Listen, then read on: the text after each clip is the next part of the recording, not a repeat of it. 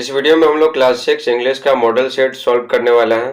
जैसे कि आपको पहले ही पता है कि मॉडल सेट 1 और मॉडल सेट 2 हम लोग पहले ही सॉल्व कर चुके हैं।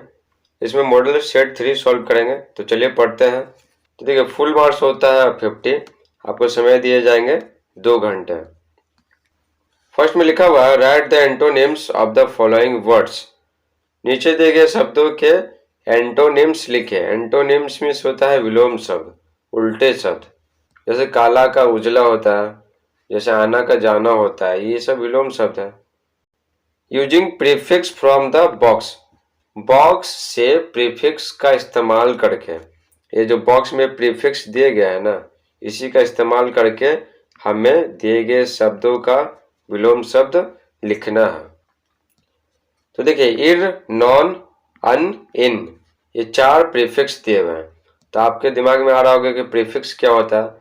तो देखिए, प्रीफिक्स आपको हिंदी ग्रामर में भी पढ़ना है। प्रीफिक्स का हिंदी होता है उपसर्ग। तो देखिए, प्रीफिक्स समझते हैं क्या होता है। देखिए, प्री मिस होता है पहले, और फिक्स मिस होता है ऐड करना, जोड़ना। ठीक है। तो प्रीफिक्स का डेफिनेशन क्या हो गया। प्रीफिक्स कहते हैं ए ग्रुप ऑफ लेटर्स को। लेटर्स यानी A B C D, a group of letters को कहते हैं। लेटर्स का समूह होता है प्रीफिक्स, जो किसी शब्द के पहले लग कर उसके अर्थ में परिवर्तन ला देता है। जैसे एग्जाम्पल समझते हैं। देखिए, ऑनेस्ट मीन्स होता है ईमानदार। आगे डिस लगा दिए DIS, तो क्या हो गया डिसऑनेस्ट यानी बेईमान।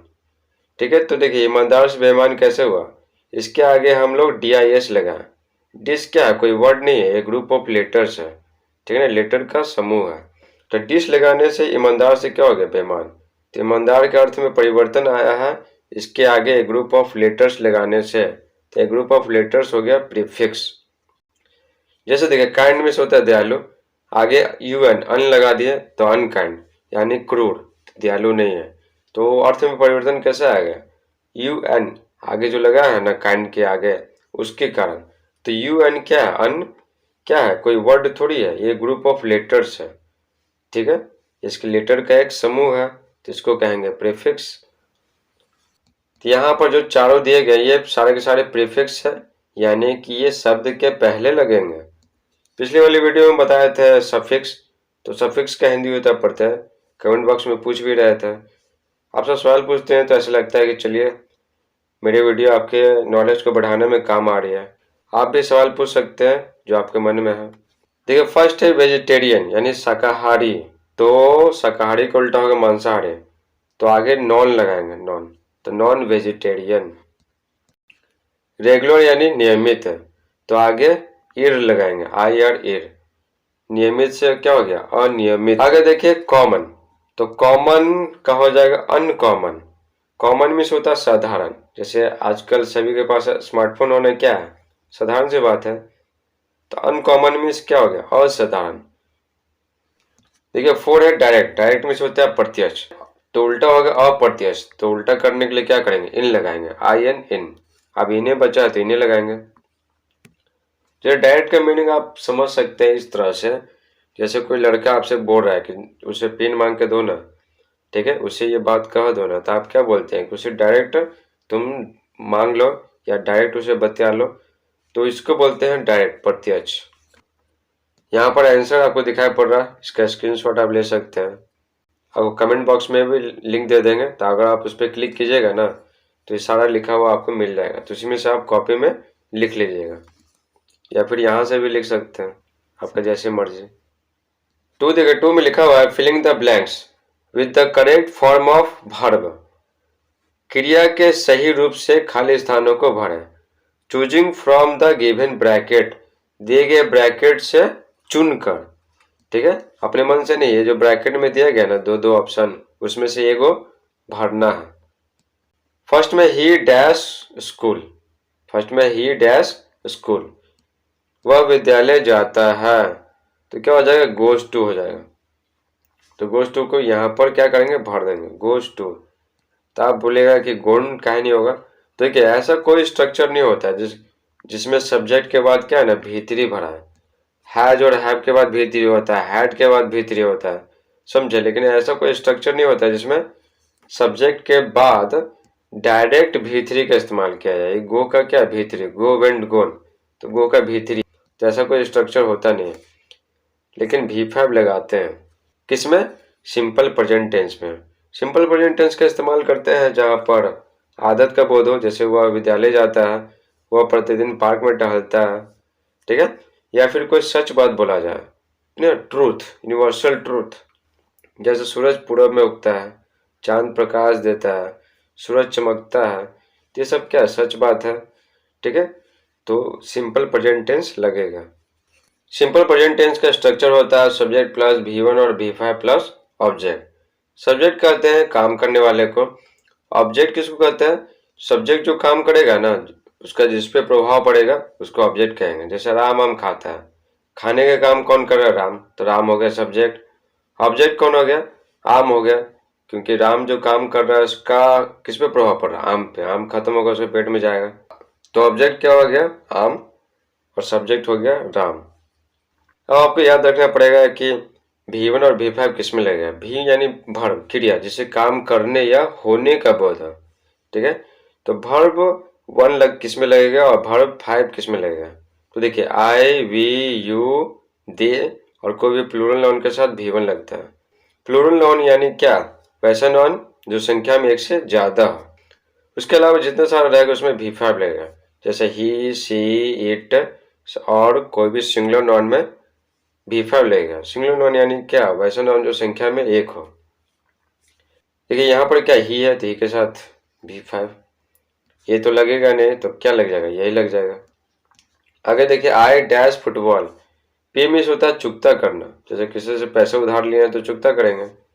प्ले मिस होता है खेलना, तो मैं फुटबॉल चुकता करता हूँ, चुकता, ऐसा कोई तो सेंस ही नहीं कर रहा, तो पे तो होगा नहीं, तो क्या हो जाएगा? प्ले हो जाएगा।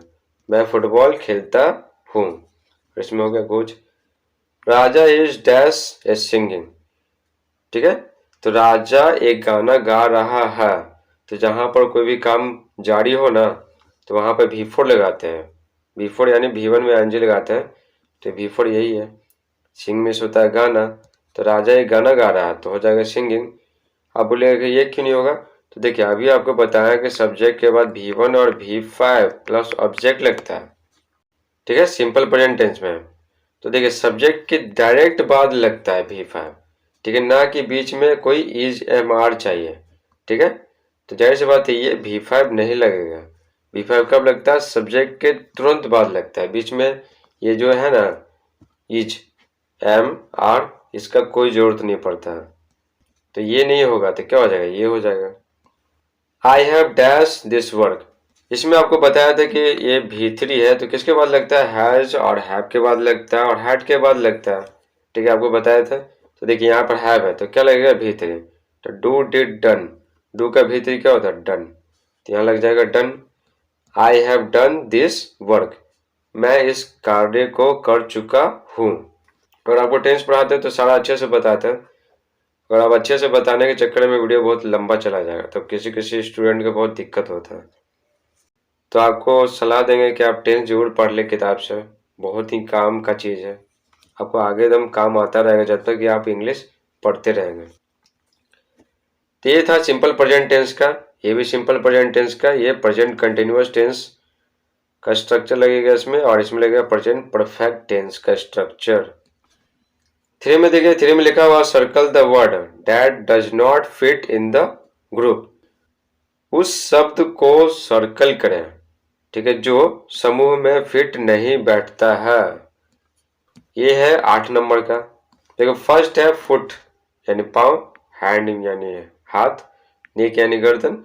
अब देखिए ये तीनों के क्या है? तीनों के तीनों शरीर का एक भाग है, अंग है, लेकिन ये पत्थर बीच में कहाँ से आएगा? पत्थर समूह में फिट नहीं बैठ रहा है, तो पत्थर हो जाएगा स्टोन, ठीक है, तो स्टोन को क्या करना था? सर्कल करना था, कर दिए।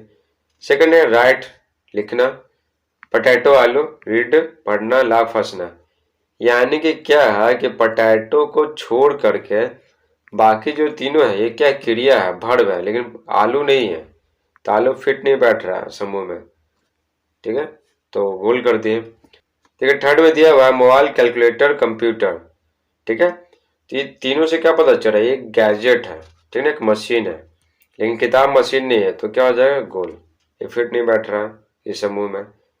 फोर है वेन वाई डैट वेयर। तो देखिए वेन मिस होता है कब, वाई मिस होता है क्यों, वेयर मिस होता है कहाँ, डैट मिस होता है की या फिर वह। तो देखिए ये तीनों का इस्तेमाल करते हैं क्या सवाल पूछने में, लेकिन डैट का इस्तेमाल नहीं करते सवाल पूछने में, तो ये फिट नहीं बैठ रहा, इस समूह में फिट नहीं बैठ रहा है, तो गोल कर दिए। तो हो गया आंसर। देखिए 4 में लिखा हुआ है answer the following questions in about 30 words. नीचे दिए गए प्रश्नों के उत्तर लगभग 30 शब्दों में दें। एक क्वेश्चन का आंसर दीजिएगा तो 4 नंबर मिलेगा, और ऐसे ऐसे 4 को क्वेश्चन रहेगा, यानी टोटल क्वेश्चन आंसर आता है 16 नंबर का। फर्स्ट है what does mother do when her child is very young. माँ क्या करती है जब उनका बच्चा बहुत छोटा होता है। तो आंसर हो जाएगा mother loves, takes care, feeds, tells stories and teaches her child good habits when her child is very young. तो ये तो इस चैप्टर से है। देखिए एक माँ प्यार करती है, देखभाल करती है, खाना खिलाती है, कहानियां सुनाती है और अपने बच्चे को अच्छी आदतें सिखाती है जब उनका बच्चा बहुत छोटा होता है। ठीक है, इसमें हम ज़्यादा एक्सप्लेन नहीं करेंगे क्योंकि सारा चैप्टर का वीडियो ना बना चुके हैं। अगर आपको ज़्यादा नॉलेज गेन करना है तो प्लेलिस्ट में जाकर देख सकते हैं सारा वीडियो क्लास 6 इंग्लिश का। सेकंड क्वेश्चन इस चैप्टर से है, लिखा हुआ how did Saina become the most promising player. Promising यानी क्या, होनहार, ठीक है, टैलेंटेड। तो बोला जा रहा है कि साइना यानी साइना नेहवाल सबसे ज्यादा होनहार खिलाड़ी कैसे बनी। तो आंसर हो जाएगा साइना लेवर्ड हार्ड। साइना कठिन परिश्रम किए, ठीक है। प्रैक्टिस करने से क्या होता है ना, हम सब टैलेंटेड बन जाते हैं अपने काम में, है ना, बहुत एक्सपर्ट बन जाते हैं। अगर आपको भी कोई भी सब्जेक्ट पढ़ने में समस्या है तो आप उसका प्रैक्टिस करते रहिए, किसी से पूछते रहिए, ठीक है, तो आप भी क्या हो जाएंगे, प्रॉमिसिंग हो जाएगा, प्रॉमिसिंग स्टूडेंट, होनहार छात्र। तो ये आंसर हो जाएगा साइना लेवर्ड हार्ड। साइना कठिन परिश्रम की and went on improving her game and talent. Improve, ठीक है, इम्प्रूव में आईएनजी लगाए हैं तो अंत का ई हट गया है, ठीक है। इम्प्रूव मीन्स होता है क्या, बेहतर बनाना। तो बोला जा रहा है कि साइना कठिन परिश्रम की और अपने खेल को और अपने टैलेंट को, ठीक है ना, बेहतर बनाती गई दिन प्रतिदिन प्रैक्टिस करके। प्रैक्टिस करने से ना हम अपने क्षेत्र में क्या है, एक्सपर्ट बन जाते हैं। After becoming the first Indian to win a BWF super series title she was renamed the most promising player in 2008। BWF super series title जीतने वाली पहली भारतीय महिला बनने के बाद उनको 2008 में सबसे ज्यादा होनहार खिलाड़ी के रूप में नामित किया गया, ठीक है, नामित। तो 2008 में वो सबसे ज्यादा होनहार खिलाड़ी के रूप में उनको नामित किया गया। कब, जब वो जीती BWF सुपर सीरीज टाइटल, ठीक है, उसके बाद। ये ऐसा करने वाली है ना, वो पहली भारतीय थी BWF सुपर सीरीज टाइटल जीतने वाली पहली भारतीय, यानी इनके पहले ना कोई लड़का जीता था ना कोई लड़की। 3 है why is our country proud of Lata Mangeshkar. तो बोला जा रहा है हमारे देश को लता मंगेशकर पर गर्व क्यों है। आंसर हो जाएगा our country is proud of Lata Mangeshkar. हमारे देश को लता मंगेशकर पर गर्व है because she is one of the best playback singers of our country. क्योंकि वे हमारे देश के सबसे ज्यादा अच्छे प्लेबैक सिंगरों में से वो एक है, ठीक है ना। जो हमारे जो प्लेबैक सिंगर है, प्लेबैक सिंगर मतलब जो पर्दे के पीछे गाती हैं, जो फिल्मों में जो गाना रहता है ना, वो एक्टर या एक्ट्रेस नहीं गाता है, वो सिर्फ मुंह चलाता है, इसलिए उसको प्लेबैक सिंगर कहते हैं। तो देखिए यहाँ प्रयास छूटा हुआ, यहाँ प्रयास लगा लीजिएगा, प्लेबैक सिंगर्स, ठीक है, उसमें से वो एक थे। She is famous across the country. वे पूरे देश में प्रसिद्ध हैं, ठीक है, अपनी गायकी के लिए, अपने मधुर आवाज के लिए। वो विभिन्न भाषाओं में गाना गाई हैं। And she is a source of inspiration for new singers. और वे नए गायकों के लिए, नई गायिकाओं के लिए एक प्रेरणा की स्रोत है। लोग उनको ना रोल मॉडल मानते हैं, उनकी तरह बनना चाहते हैं, उनकी तरह गाना चाहते हैं। 4 में है why do bangle sellers come to the fair. Fair means होता है मेला, बैंगल सेलर्स मीन्स क्या, चूड़ी बेचने वाले। तो बोला जा रहा है कि चूड़ी बेचने वाले मेला क्यों आते हैं? तो आंसर हो जाएगा bangle sellers come to the fair to earn money selling their bangles to daughters wives and maidens in the fair. देखिए मेडन्स मीन्स होता है क्या? कुंवारी, ठीक है, कुंवारी स्त्री। मेले में बेटियों, पत्नियों और कुंवारियों, ठीक है, कुंवारी स्त्रियों को अपना चूड़ी बेचकर पैसे कमाने के लिए चूड़ी बेचने वाले मेला आते हैं। तो उनका पर्पस क्या होता है? वो बेचेंगे बेटियों को, पत्नियों को, और जो कुंवारी स्त्रियां आएंगी, ठीक है, मेले में, तो उनको वो बेचेंगे और क्या करेंगे? पैसे कमाएंगे, चूड़ी बेचने वाले। 5 देखिए 5 में लिखा हुआ answer the following question in about 50 words. नीचे दिए गए प्रश्न के उत्तर लगभग 50 शब्द में है। 50 से थोड़ा सा भी कम हो सकता है, ठीक है। 47 में भी लिखेगा, 46 में भी लिखेगा तो चलेगा, और 50 से आगे 53, 54, 55 में भी लिखेगा तो चलेगा। तो अबाउट में से होता है लगभग। इसमें एक ही क्वेश्चन रहेगा और 10 नंबर का रहेगा। ठीक है, इसमें आपको एक ही क्वेश्चन बनाना है 10 नंबर का, ठीक है। और करके रहेगा तो 2 ऑप्शन रहेगा, दोनों में से कोई एक ही बनाना। फर्स्ट है right a paragraph about your village और टाउन। तो बोला जा रहा है कि अपने गांव या शहर के बारे में एक पैराग्राफ लिखें, ठीक है, लगभग 50 शब्द में। अगर आप गांव में रहते हैं तो गांव के बारे में लिखना है, शहर में रहते हैं तो शहर के बारे में लिखना है। और लिखा हुआ, और अगर ये बनाने का मन नहीं है तो ये बनाइए, ठीक है। और क्या बना सकते हैं? List some of the ways human being send messages. कुछ तरीकों का लिस्ट बनाएं जिसके द्वारा मानव संदेशों को भेजते हैं, यानी अपनी भावनाओं को बताते हैं, एक दूसरे से बातचीत करते हैं। तो यहाँ पर दोनों लिख के आपको दिखाएंगे, जो आपको पसंद है वो लिखेगा। तो देखिए यहाँ पर बोला जा रहा था कि अपने गांव या शहर के बारे में एक पैराग्राफ लिखें। तो यहाँ पर एक गांव पे लिख के दिखाते हैं, ठीक है। अगर आपको लिखने का मन है शहर पे तो आप शहर पे लिखे। लिखने का आपको तरीका सिखा रहे हैं यहाँ पर। The name of my village is Bharwapur situated on a river side. देखिए लिखेंगे मेरे गांव का नाम भरवापुर है जो नदी के किनारे स्थित है। It is one of the most beautiful and educated villages in my district. यह जो गांव है ना उसके बारे में बोला जा रहा है। यह मेरे जिले में सबसे ज्यादा सुंदर और शिक्षित गांव में से एक है। तो मेरे जिले में कई सारे शिक्षित गांव हैं, कई सारे सुंदर गांव हैं, उनमें से वो एक है। There are 2 anganwadis, 2 primary schools and a high school. 2 anganwadi, 2 प्राथमिक विद्यालय और एक हाई स्कूल। प्राथमिक विद्यालय कहने का मतलब क्या है? 1 से लेकर 5 तक। तो विद्यालय क्या होता है? प्राइमरी होता है, मिडिल होता है और हाई होता है, और +2 स्कूल भी होता है। देखिए प्राइमरी स्कूल का मतलब है 1 से लेकर 5 तक, मिडिल स्कूल का मतलब है 6, 7, 8, और हाई स्कूल का मतलब 9, 10, +2 स्कूल का मतलब है 11 और 12। There are very kind people in my village. मेरे गांव में बहुत दयालु लोग हैं। The main occupations are farming, cattle rearing and fishing. देखिए कैटल में होता है मवेशी, रेयरिंग में होता है पालन करना। तो कैटल रेयरिंग में हो गया पशुपालन, फार्मिंग में क्या? खेती, फिशिंग यानी क्या? मछली पालन। खेती, पशुपालन और मछली पालन मुख्य व्यवसाय है। खेती, पहला तो खेती तो फिक्स है, दूसरा पशुपालन और मछली पालन भी होता है। ऑक्यूपेशंस में होता है क्या? व्यवसाय, क्या काम करते हैं पैसे कमाने के लिए। The people of different castes and religions live happily with one another.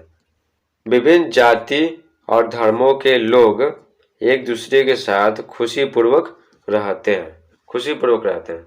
तो लगभग 50 शब्दों में ये लिख के आपको दिखा दिए। तो ये है 10 नंबर का। देखिए और में पूछा जा रहा था कुछ तरीकों का लिस्ट बनाइए जिसके द्वारा मानव संदेशों को भेजते हैं, अपनी भावनाओं को बताते हैं, अपनी बातों को बताते हैं। तो आंसर हो जाएगा human being sends messages in various ways. मानव विभिन्न तरीकों से संदेशों को भेजते हैं।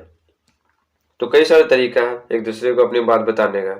फर्स्ट है people convey their messages by face to face talking. लोग अपने संदेशों को आमने सामने की बातचीत के द्वारा व्यक्त करते हैं, ठीक है, फेस टू फेस बातचीत करके अपनी भावनाओं को बताते हैं। दूसरा क्या तरीका है, they use audio call and video call features of mobile. वे मोबाइल के ऑडियो कॉल और वीडियो कॉल फीचर का इस्तेमाल करते हैं। फीचर यानी गुण, तो मोबाइल में ऑडियो कॉल का फीचर है, वीडियो कॉल का फीचर है, तो उसका इस्तेमाल करके एक दूसरे से बतियाते हैं। थर्ड है, they use social networking sites such as email, Facebook, WhatsApp, Instagram, Telegram etc।